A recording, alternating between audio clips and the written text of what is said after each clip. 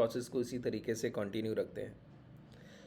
आज के सेशन में जो हम लोग बात करेंगे वो करेंगे रजिस्टेंस शिफ्टिंग पे। ठीक है, पहले रजिस्टेंस को समझेंगे, फिर रजिस्टेंस शिफ्टिंग को समझेंगे। अभी तक हम लोगों ने कई सारे प्राइजेक्शंस पे बात की है, जैसे कल के सेशन में लास्ट हम लोगों ने बात किया ट्रेड द ट्रैप पर।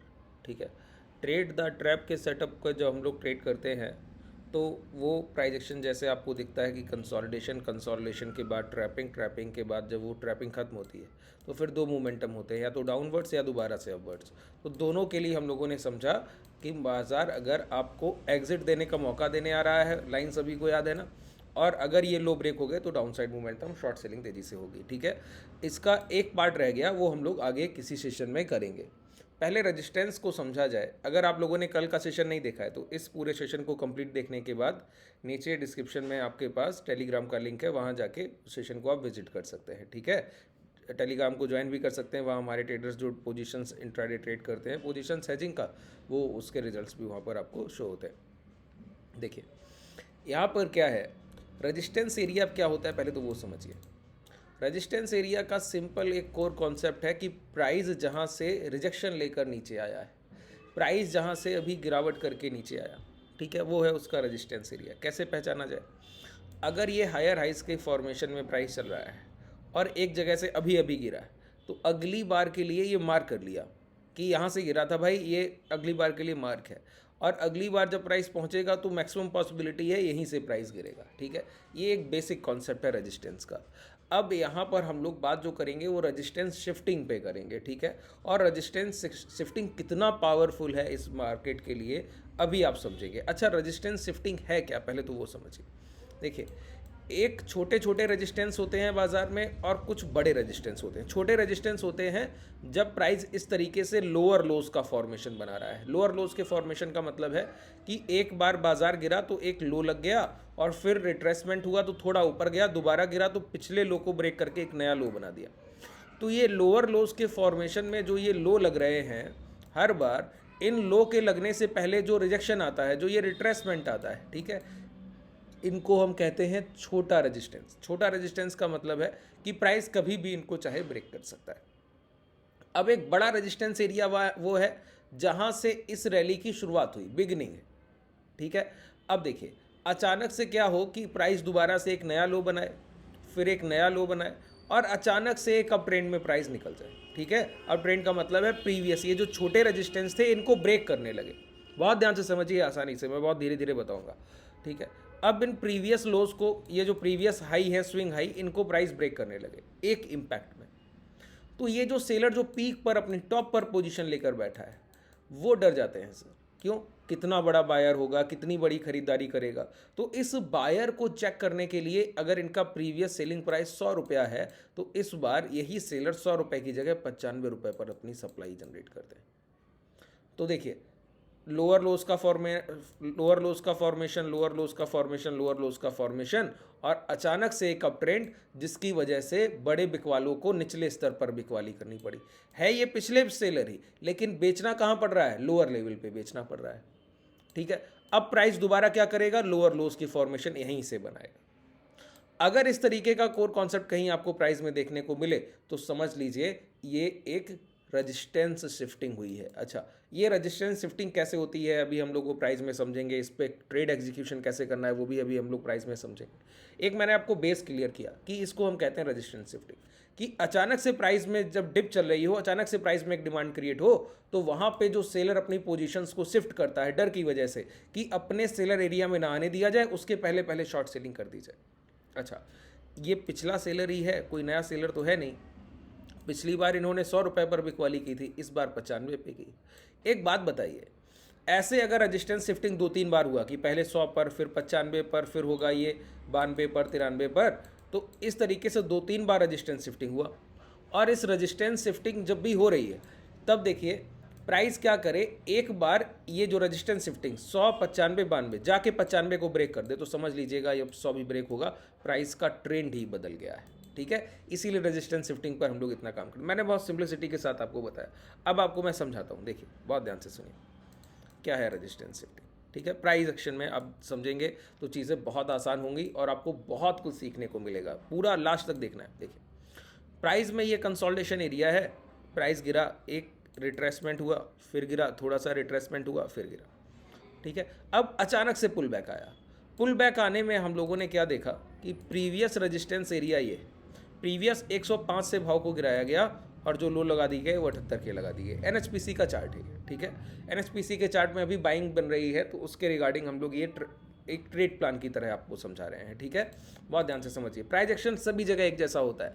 एक बार एक चार्ट का प्राइस एक्शन आप समझ लीजिए, आप रेजिस्टेंस शिफ्टिंग के ना जाने कितने ही ट्रेड्स एग्जीक्यूट करेंगे इसके बाद, देखिएगा, ठीक है। अब प्राइस देखिए, फिर यहाँ पे यही सेलर क्या किया, यहाँ पे सेल कर दिया। तो पिछली बार 105 और इस बार 99, तो 6 रुपये क्या हुआ, रेजिस्टेंस शिफ्ट हुआ। इसको हम कहते हैं ये प्रीवियस सेलर ही है जो यहाँ पे शॉर्ट सेलिंग कर रहा है, ठीक है। अब देखिए दोबारा से प्राइस गिरा, रिट्रेसमेंट हुआ, गिरा, रिट्रेसमेंट हुआ, गिरा, रिट्रेसमेंट हुआ, फिर गिरा। तो ये हर बार क्या था, स्विंग लो। इसको हम लोअर लोज वाला फॉर्मेशन बता रहे हैं, ठीक है। ये जो फॉर्मेशन है ये लोअर लोज है। ये जो बताया था ना, ये लोअर लोज के बाद इम्पैक्ट बाइंग, लोअर लोज के बाद इम्पैक्ट बाइंग। इम्पैक्ट बाइंग की वजह से 105 के सेलर ने कहाँ सेल किया, 99 रुपये पे सेल करना पड़ा। तो पिछला सेलर ही है जो अब यहाँ सेल करने लगा है। अगर हम पिछली बार एक सीढ़ी ऊपर की सीढ़ी पर बैठे थे, अब एक निचली सीढ़ी पर बैठे हैं, अगर कोई हमको धक्का देकर यहीं से आगे निकल जाए तो अब आगे रोक पाएंगे क्या, नहीं। इसी तरीके से प्राइस अगर रेजिस्टेंस शिफ्टिंग हो रहा है तो प्रीवियस ये रेजिस्टेंस ब्रेक करने से पहले अगर ये रेजिस्टेंस ब्रेक हो गया तो समझिए मोमेंटम हायर साइड होगा, फिर ये भी ब्रेक होगा, रोक नहीं पाएगा कोई, ठीक है। अब देखिए अचानक से प्राइस लोअर लोज के फॉर्मेशन में फिर डिमांड आई, डिमांड आई तो ये 99 का सेलर जो है अब आ गया 95 पर। तो 3 बार रेजिस्टेंस शिफ्ट हुआ।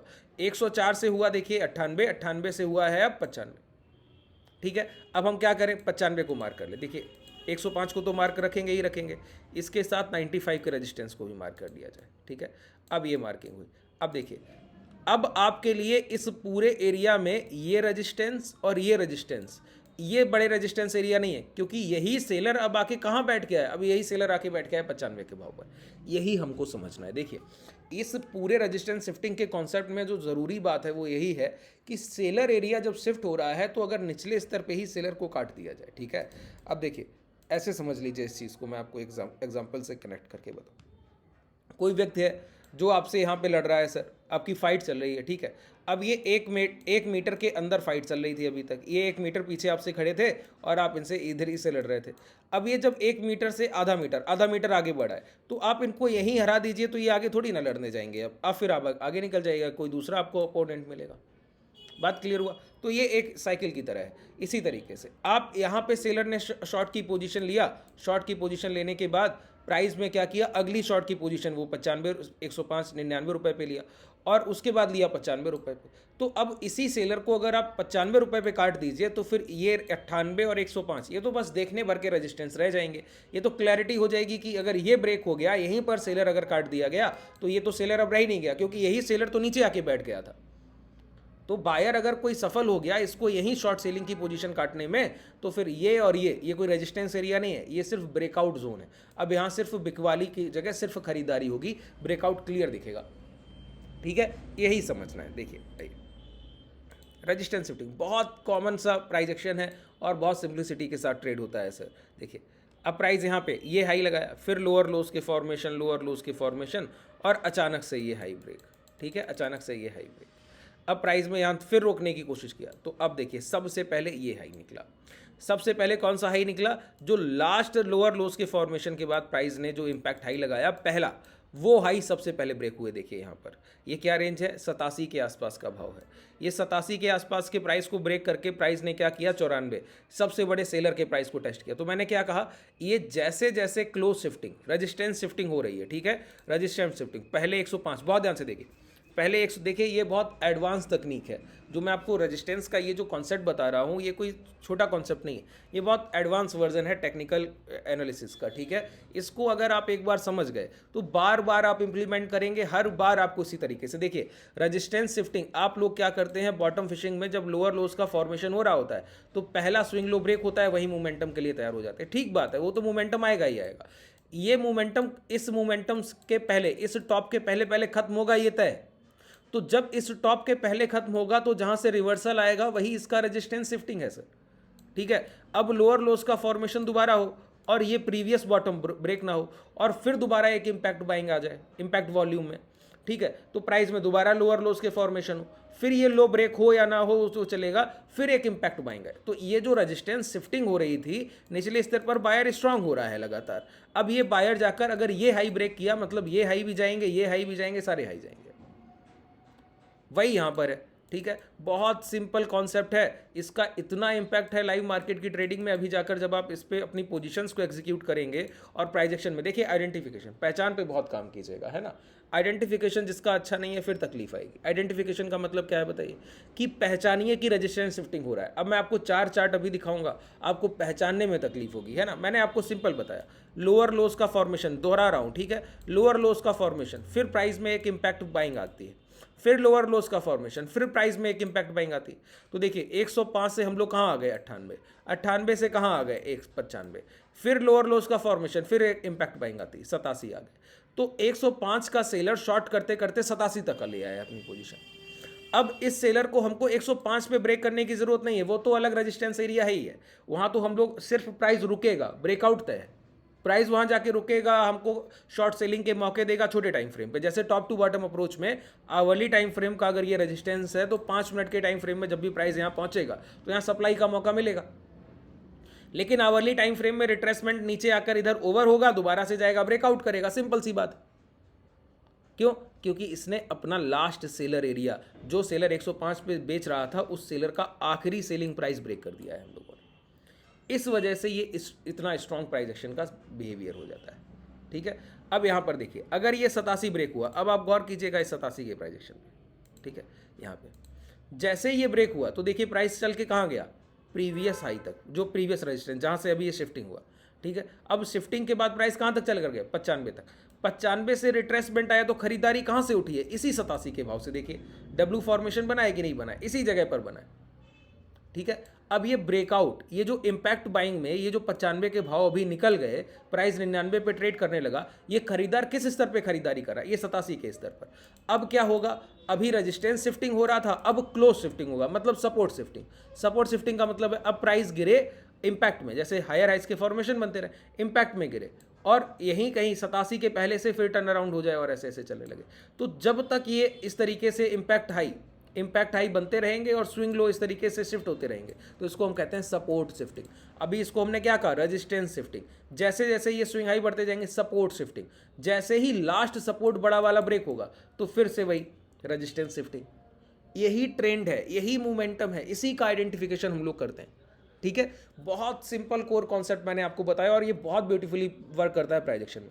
आप किसी भी मार्केट को जाके ट्रेड करेंगे, इंडेक्स को ट्रेड करें, स्टॉक ऑप्शंस को ट्रेड करें, चाहे कमोडिटी को, कैसे भी आप ट्रेड कर लें, करेंसी को ट्रेड करें, ये बदलेगा नहीं, ठीक है। ये कोर कॉन्सेप्ट है प्राइस बिहेवियर का। भाव जैसे भाव की चाल है, ये उसके अनुरूप बनाया गया है, ठीक है। ये लास्ट बायर, लास्ट सेलर पर पूरी तरीके से डिपेंडेंसी रखता है और ये छोटे खरीदार नहीं है, ये इंस्टीट्यूशनल बायर है। अब एक बात बताइए, जो खरीदार 95 से भाव गिराया गया और 73 लाया गया, अचानक से खरीद के 85 पहुंचा रहा है। सोचिए 10% का एनएसपीसी जैसे मार्केट कैपिटल इतना बड़ा है जिस स्टॉक का, इतने बड़े मार्केट कैपिटल के स्टॉक में ये 8, 10, 12% का मोमेंटम 1-2 दिन में लाना, कितना बड़ा कैपिटल डिप्लॉय किया होगा बताइए, कितना बड़ा पैसा लगा, ह्यूज फंड ना। तो ये कौन कर रहा है, इंस्टीट्यूशंस कर रहे हैं, हमारा पैसा नहीं, इंस्टीट्यूशंस का पैसा है। अब वो फिगर आउट करते हैं कि हमको कहाँ खरीद, हमको बस उनके पीछे पैसा लगाना है। अब इस पूरे प्राइजेशन के बिहेवियर में अगर आप एक बात गौर कर पाए तो क्लोज शिफ्टिंग, देखिए यहाँ पे रजिस्टेंस शिफ्टिंग तो हो रहा है, रजिस्टेंस शिफ्टिंग तो क्लियर दिखता है, लेकिन अगर आप गौर करें तो पहला इम्पैक्ट लो ये ब्रेक नहीं हुआ। देखिए प्राइस क्या कर रहा है, रजिस्टेंस शिफ्टिंग कर रहा है, ठीक है, ऊपर गया नीचे आया, तो रजिस्टेंस पिछली बार से यहाँ ले आए, फिर अब गिरा है तो फिर ऊपर गया फिर नीचे आया, तो यहाँ ले आए, अब फिर गिर रहा है तो फिर नीचे आया, अब यहाँ ले आए।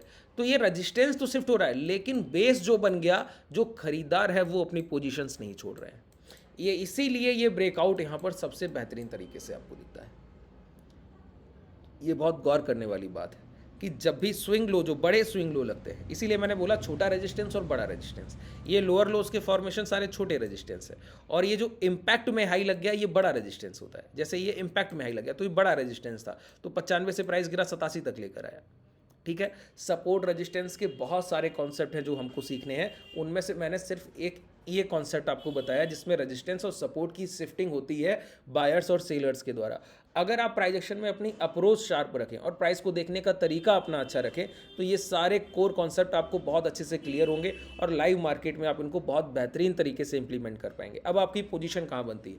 पोजीशन बनती है लास्ट ये रेजिस्टेंस ब्रेक होने पे। ये जो शिफ्ट हो रहा था तो शिफ्टिंग का जो लास्ट रेजिस्टेंस शिफ्टिंग था, जब वो ब्रेक होता है तब हमारी पहली पोजीशन बनती है, वो रिटेस्ट सबसे बेहतरीन सपोर्ट एरिया होता है। अच्छा, जो लास्ट सपोर्ट जो रेजिस्टेंस ब्रेक होता है और उसका अगर रिटेस्ट हो जाए तो सबसे बेहतरीन बाइंग अपॉर्चुनिटी यही बनती है।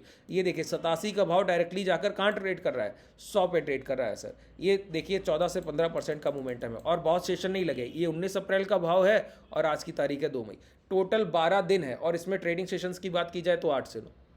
तो 8 से 9 दिन में अगर आपको इतना बड़ा 14-15% का टारगेट देता है, ये सिर्फ यहीं से लास्ट रेजिस्टेंस एरिया ब्रेक का जब इस तरीके से कभी आपको ये देखने को मिले रिटेस्ट, तो वहीं से इस तरीके के शार्पली मोमेंटम आपके सामने आएंगे। ठीक है, चलिए आज के लिए पर्याप्त है। अगर कोई भी डाउट रह गया हो तो मुझे नीचे कमेंट सेक्शन में बताइएगा। अगर आप हमसे जुड़ना चाहें तो नीचे डिस्क्रिप्शन में टेलीग्राम और व्हाट्सएप कम्युनिटी का लिंक है, वहाँ से जुड़ सकते हैं और कॉन्टैक्ट करना चाहें तो कॉन्टैक्ट डिटेल भी डिस्क्रिप्शन में ही है। धन्यवाद।